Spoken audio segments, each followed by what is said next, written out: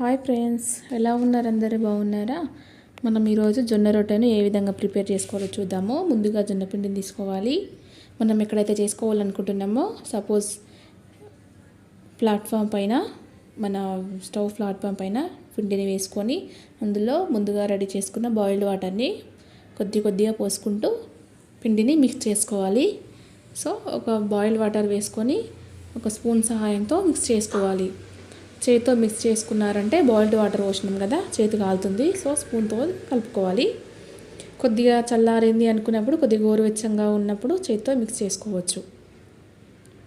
So ఈ విధంగా మంచిగా సాఫ్ట్గా చేతితో మంచిగా ఒత్తుకుంటూ మిక్స్ చేయాలి. ఎక్కడ క్రాక్స్ రాకుండా ఉండాలంటే ఆ విధంగా చాలా కొద్దిసేపు, ఒక 5-10 మినిట్స్ ఇట్లా బాగా మిక్స్ చేయాలి.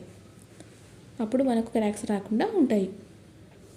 సో ఇప్పుడు ప్రిపేర్ పిండి ముద్దగా రెడీ చేసుకున్న దాంట్లో ఒక చిన్న ఉండను తీసుకొని, ఇప్పుడు ఆ ఉండను చిన్న బాల్ సైజులో అంతా తీసుకొని బాల్ లాగా మన చేతితో అనుకుంటూ కింద ప్లాట్ఫామ్ పైన అనుకోవాలి.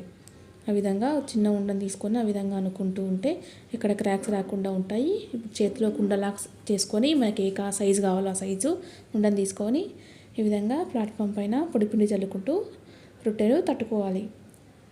చూసారు కదా, ఆ విధంగా కొద్దిగా మెల్లిగా తట్టుకుంటూ ఉంటే క్రాక్స్ రావు. ఇక కొద్దిగా ఓకే అనుకున్నప్పుడు ఇక మనం ఫాస్ట్గా చేసేసుకోవచ్చు. ముందుగా కొంచెం జొన్న రొట్టె చేసే స్టార్టింగ్ కొద్దిగా టెన్షనే ఉంటుంది. సో మనకు అలవాటు అయితే ఇంకేం కాదు.